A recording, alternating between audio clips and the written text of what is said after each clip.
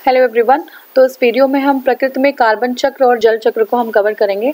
ठीक है, तो देखिए प्रकृति में सिर्फ कार्बन और जल चक्र नहीं होते बल्कि बहुत सारे ऐसे अवयव होते हैं, बहुत सारे तत्व होते हैं जिनका चक्रण होता रहता है। ठीक है, बहुत सारे एलिमेंट्स होते हैं, गैसेस होते हैं, रिसोर्सेज होते हैं जिनका वातावरण में, जिनका इन्वायरमेंट में चक्रण होता रहता है, मतलब साइक्लिक मोशन होता रहता है। ठीक है, अभी हमें यहाँ पे कार्बन चक्र और जल चक्र को कवर करना है। ठीक है, तो देखते हैं। जैसे पहला हमारा इसमें नोट्स पहले हम कवर करेंगे, फिर हम उसके बेस्ड क्वेश्चन देखेंगे। अगर आप नोट्स अच्छे से सुन रहे हैं तो क्वेश्चन आप बिल्कुल बिना जो है आंसर बताए आप पहले ही आंसर बताएंगे। ठीक है, तो नोट्स ध्यान से सुनिएगा। देखिए, पर्यावरण विभिन्न जैविक और बायोटिक और एबायोटिक, जैविक और अजैविक घटकों से मिलकर बना होता है। और ये जो जैविक और अजैविक घटक होते हैं वो आपस में अंतःक्रिया भी करते हैं कि नहीं करते। जैसे जो है लैंड है और ह्यूमन बींग है। लैंड क्या है? अजैविक है, और ह्यूमन बींग क्या है? जैविक है। लेकिन अंतःक्रिया तो कर रहे हैं ना उसके साथ। कोई जैसे क्या कर रहे हैं, उस पे प्लांट लगा रहे हैं, है ना, उसमें बहुत सारी चीजें ऐसी कर, तो एक दूसरे से दोनों संबंधित है, एक दूसरे से अंतःक्रिया करते रहते हैं। अगर सामान्यतः हम देखें तो यह अंतःक्रिया एक चक्रीय रूप में होती रहती है। अब हम चक्र में आ जाते हैं, कार्बन चक्र और जल चक्र में, अर्थात तत्वों का चक्रण एक रूप से दूसरे रूप में होता रहता है। ठीक है, यह चक्रण प्रकृति में कार्बन चक्र और जल चक्र इत्यादि नामों से जाना जाता है। तो पहला अभी हम देखेंगे कार्बन चक्र क्या होता है। ठीक है, तो देखिए कार्बन चक्र जो है होता है कार्बनिक पदार्थों के अपघटन से। किससे? जब कार्बनिक पदार्थ जो है अपघटित हो जाते हैं, टूट जाते हैं, तो कार्बन चक्र होता है। दूसरा होता है जीवधारियों द्वारा श्वसन से। अब हम लोग क्या कर रहे हैं, सांस ले रहे हैं तो कार्बन डाइऑक्साइड क्या कर रहे हैं, हम एक्सहेल कर रहे हैं, छोड़ रहे हैं। और CO2 जो है ऑक्सीजन हम जो है ले रहे हैं, इनहेल कर रहे हैं। तो हम कार्बन डाइऑक्साइड को इन्वायरमेंट पे हम छोड़ रहे हैं। तो इससे क्या होता है, कार्बन चक्र में बढ़ोतरी होती है। ज्वालामुखी प्रक्रिया, वोल्केनिक इरप्शन होता है, वहां भी कार्बन डाइऑक्साइड निकलती है। जीवाश्म ईंधन के दहन से, ठीक है, जैसे घर में गांव में चूल्हे होते हैं, चूल्हों में जब हम लकड़ियां लगाते हैं तो क्या होता है, खाना पकाने के लिए, तो वहां से भी कार्बन डाइऑक्साइड निकलती है। तो बहुत सारे तरीकों से हम कार्बन डाइऑक्साइड इन्वायरमेंट में छोड़ देते हैं। ठीक है, लेकिन देखिए स्वपोषित पौधे, जिनकी वैल्यू हम अभी नहीं समझ रहे हैं, जो स्वपोषित पौधे होते हैं, स्वपोषित मतलब होता है जिनका अपना पोषण वो खुद कर लेते हैं। हम लोग हेटेरोट्रॉफिक हैं, है ना, स्वपोषित नहीं है, हम उनके ऊपर डिपेंड करते हैं। हेटेरो मतलब होता है दूसरे के ऊपर डिपेंड करना। ठीक है, जैसे किचन में खाना बनाना स्वपोषण नहीं है, खाना बना दिया, खाना नहीं बन गया। खाना जो है प्रकृति में कोई और बना रहा है, जो पेड़ पौधे हैं, हमने उनका खाना यूज करके अपना खाना बना लिया। ठीक है, तो देखिए स्वपोषित पौधे जो है वो प्रकाश संश्लेषण की क्रिया करते हैं, कार्बोहाइड्रेट का निर्माण करते हैं, 6 एस्ट्रल O6, ठीक है, बनाते हैं, और वायुमंडल के जो कार्बन डाइऑक्साइड हमने छोड़ी हुई होती है उसको वो एब्जॉर्ब कर लेते हैं और हमें क्या दे देते हैं, हमें ऑक्सीजन देते हैं जो हमें जरूरत होती है। ठीक है, तो ये जो है क्या होता है, ये चक्रण है एक तरीके का। ठीक है ना, कि हम कार्बन डाइऑक्साइड छोड़ रहे हैं, वो कार्बन डाइऑक्साइड ले रहे हैं और फिर हमें वापस ऑक्सीजन दे रहे हैं, और ऐसे ही चक्रण चलता रहता है। अब देखेंगे इसको हम ग्राफिकल रिप्रेजेंटेशन से। ये वीडियो मैंने पहले भी एक बार बना दिया था, मैंने अपलोड भी कर दिया है। पता नहीं जैसे मैं मूव कर रही हूँ, अपनी स्लाइड्स दिखा रही थी, स्लाइड्स इसमें दिख नहीं रही है, वो एक जगह स्टैटिक हो गया था, पता नहीं कुछ ऐसी प्रॉब्लम हो गई थी, तो उसको मैं फिर से अपलोड कर रही हूँ उसको। ठीक है, तो देखिए वायुमंडल में जो है उपस्थित कुछ ऑक्सीजन, कार्बन डाइऑक्साइड है। ठीक है, तो मान लीजिए हमारे एनवायरनमेंट में हमने जो है बहुत सारे कार्बन डाइऑक्साइड ऑलरेडी छोड़ दी है, और एनवायरनमेंट के पास अपना कार्बन डाइऑक्साइड होता है। ठीक है, अब देखिए ये जो कार्बन डाइऑक्साइड है ये क्या हो रहा है, ये पेड़ पौधों के पास जा रहा है, कार्बनिक जो पादप होते हैं पौधों के पास जा रहा है। अब देखिए ये पौधे क्या कर रहे हैं, पौधे जो है, अब यहाँ पे देखिए जो जंतु हैं, जंतु क्या कर रहे हैं, श्वसन की क्रिया द्वारा जो कार्बन डाइऑक्साइड है, CO2 है, CO2 जो है इन्वायरमेंट में वो छोड़ दे रहे हैं। ठीक है, इन्वायरमेंट में वो छोड़ दे रहे हैं। देखिए, और वही इन्वायरमेंट जो है, इन्वायरमेंट से CO2 कार्बन पौधे ले रहे हैं, फिर पौधे हमें क्या दे रहे हैं, ऑक्सीजन, फिर हम ऑक्सीजन लेते हैं और फिर हम कार्बन डाइऑक्साइड छोड़ देते हैं। ठीक है, दूसरा चीज क्या है, ये कार्बोनेट के रूप में, कार्बन डाइऑक्साइड कार्बोनेट के रूप में, जैसे चूना पत्थर होता है, नेचुरल फॉर्म में पाया जाता है चूना पत्थर। ठीक है, कार्बोनेट के रूप में पाया जाता है, कोयले पेट्रोलियम के रूप में पाया जाता है, और अकार्बनिक कार्बोनेट के रूप में भी कार्बन डाइऑक्साइड जो है हमारा कार्बन पाया जाता है। ठीक है, तो प्रकृति में कार्बन का चक्रण हमने देखा, एक तो हमने देखा CO2 के फॉर्म में, ह्यूमन और जो है आपका प्लांट्स कैसे जो है एक्सचेंज कर रहे हैं CO2 और O2 का। फिर हमने देखा कार्बोनेट के रूप में, जो हमारे चूना पत्थर होते हैं, जो चंबल के बीहड़ है वहां पे क्या है, चूना पत्थर है, लाइमस्टोन है, वो क्या है, कार्बोनेट है। ठीक है, कोयला है वो भी कार्बन का फॉर्म है, पेट्रोलियम है वो भी कार्बन का, अकार्बनिक कार्बोनेट की सारे जो है इनका चक्रण एनवायरनमेंट में होता रहता है। ठीक है, अब देखिए कार्बन जो है पृथ्वी पर बहुत सारी अवस्थाओं में, एक दो नहीं बहुत सारी अवस्थाओं में पाया जाता है। तो मूल अवस्था में किसमें पाया जाता है? ग्रेफाइट में और हीरा में। याद रखिएगा एग्जाम में पूछ लेगा कि मूल अवस्था में किसमें, तो ग्रेफाइट और हीरा में मूल अवस्था में पाया जाता है।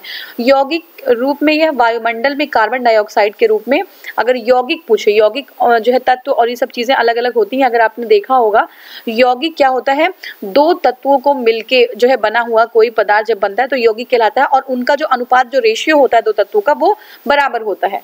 ठीक है, तो जो है ये जो कार्बन डाइऑक्साइड है वो वायुमंडल में यौगिक के रूप में पाया जाता है। कार्बोनेट और हाइड्रोजन कार्बोनेट के रूप में पाया जाता है। विभिन्न प्रकार की खनिजों में भी कार्बन पाया जाता है। इवन जो हमारी बोन्स होती है उसमें भी कार्बन पाया जाता है। ठीक है, जल की सतह पे कार्बन का विभिन्न भौतिक और जैविक क्रियाओं द्वारा पुनर्चक्रण होता रहता है। जल के सतह पे बहुत सारी जो है फिजिकल और बायोलॉजिकल एक्टिविटीज होती है जिससे जो आपका CO2 होता है उसका पुनर्चक्रण होता रहता है। ठीक है, कार्बन का एक्चुअली कार्बन का चक्रण होता रहता है। ये हमने देख लिया कार्बन का चक्रण कैसे होता है। दूसरा हम कवर करेंगे जल का चक्रण। ठीक है, जल जो है जल का चक्रण जब होता है तो सौर जो विकिरण है वो बहुत इंपॉर्टेंट रोल प्ले करता है जल के चक्रण में। अब आप सोचेंगे जल का चक्रण है, सौर विकिरण कैसे रोल प्ले करेगा? तो देखिए जैसे सन है हमारा, ठीक है, ये हमारा सूर्य है, ठीक है, और ये कोई पॉन्ड है, ठीक है, ये कोई पॉन्ड है, मान लीजिए यहाँ पे कोई पॉन्ड है, ये इसमें हर जगह लिखता तो है नहीं है, ठीक है, ये कोई तालाब है, ठीक है, ये तालाब है। अब तालाब से क्या हो रहा है? पानी का इवेपोरेशन हो रहा है। ठीक है, इवेपोरेशन हो रहा है, सूर्य की किरणें पड़ रही हैं और इवेपोरेशन हो रहा है। पानी जो है वो बादल में जाके बादल बन जाएगा, संघनित हो जाएगा और बादल जो है बारिश करा देता है। तो जल का चक्रण जो होता है उसमें जो है सौर विकिरण की बहुत ज्यादा भूमिका होती है। सौर विकिरण जल के जो चक्रण को संचालित करता है, चालित करता है और जल का वाष्पीकरण भी करता है, देखा हमने। ठीक है, जल में जो हमारा वायुमंडल है उसमें नमी की मात्रा, ठीक है, नमी की मात्रा का निर्धारण ये करता है। ठीक है, जितना जो है इवेपोरेशन होगा, जितना वाष्पीकरण होगा, उतना ही जो है हमारे इन्वायरमेंट में नमी की मात्रा बनी रहेगी। और उसकी वजह से क्यों इवेपोरेशन होता है तो वो बादल बन जाता है। बादल जब कंडेंस संघनन होता है तो बारिश होने लगती है। ठीक है, अब बारिश का एक रूप ये बारिश है, यही सिर्फ बारिश नहीं है, ये बहुत तरीके से जो है होता है। ठीक है, जैसे बूंदाबांदी हो गई, वर्षा हो गई, बर्फबारी हो गई। ठीक है, तो ये सब जो है जब जितना ही ज्यादा इन्वायरमेंट में नमी होगा, वायुमंडल में नमी होगा, उतना ही ज्यादा ये सारी प्रक्रियाएं होंगी बूंदाबांदी, वर्षा, बर्फबारी की। ठीक है,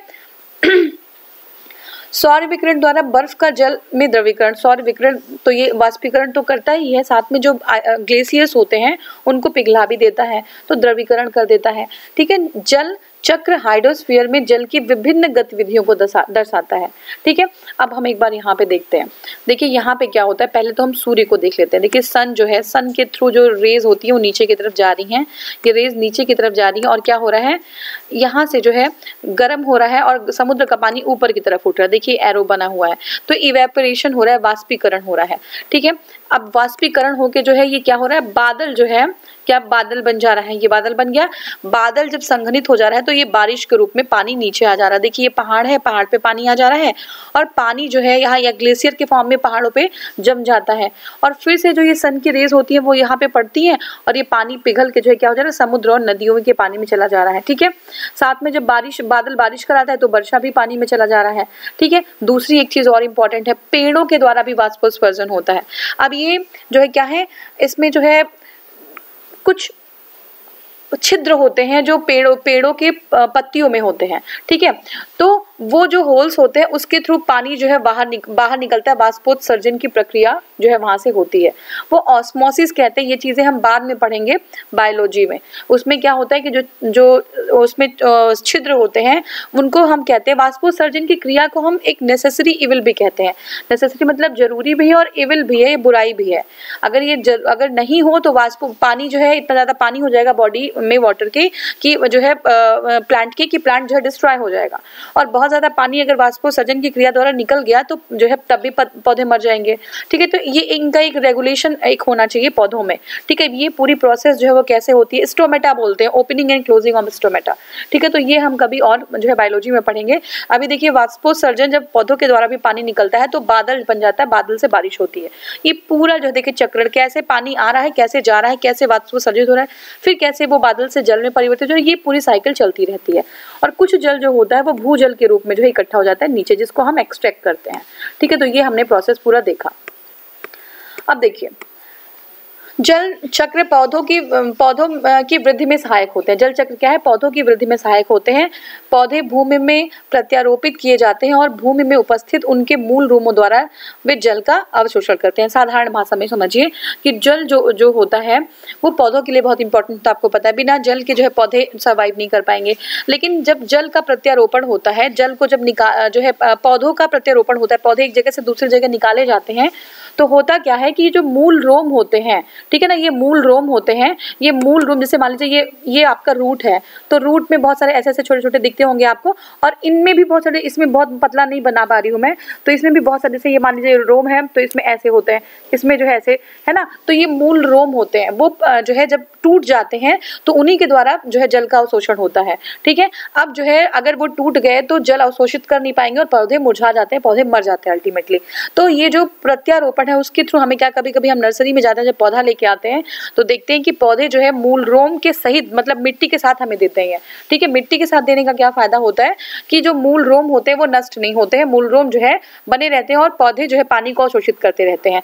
अब देखिए यहाँ पे क्या है कि इसलिए प्रत्यारोपित पौधों में वृद्धि नहीं होती है और मूल रोम मृदा में उपस्थित जो मृदा विलयन है, सॉइल सॉल्यूशन है, उसके संपर्क में रहते हैं। इन मूल रोमों के द्वारा ही पौधे जो है भूमि से जल का अवशोषण करते हैं। जो मूल रोम है वो कोशाभित्ति, मूल रोम की कोशाभित्ति मुख्यतः सेलुलोज की बनी होती है, इसमें कुछ पेक्टिन भी होता है। पेक्टिन के कारण ही मूल रोम मृदा से चिपके रहते हैं। ठीक है, तो देखिए अभी जो मूल रोम, जैसे मान लीजिए हमने मूल रोम देखा, ये लंबा सा मूल रोम है, उसको जो है अगर हम उसका जो है सेक्शन काट लें गोल सा, उसको हम माइक्रोस्कोप में देखें, जो लोग साइंस के स्टूडेंट होंगे उनको पता होगा कि वो जो है बिल्कुल वो दिखता है, जो सेलुलोज की उसकी कोशिका भित्ति होती है, वो जो है सेल्स जो लेयर होती है वो दिखती है उसमें।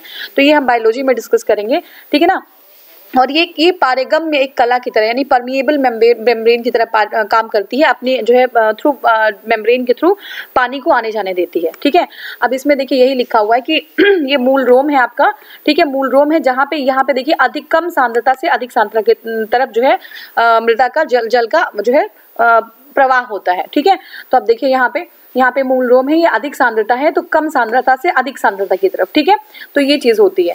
अब देखिए मृदा विलयन है, यहाँ पे जो है कम सांद्रता से अधिक, एरो कहाँ पे है, कम सांद्रता से अधिक सांद्रता की तरफ। तो ये हमने कवर किया। एक बार मैं इसके आगे वाला आगे में कवर करूंगी, मैं देख लेना चाह रही हूँ कि वीडियो प्रॉपर चल पा रही है या फिर से मुझे बनाना होगा। एक बार मैं देखती हूँ, उसके बाद फिर मैं इसको कंटिन्यू करूंगी। Thank you so much for watching. Thank you.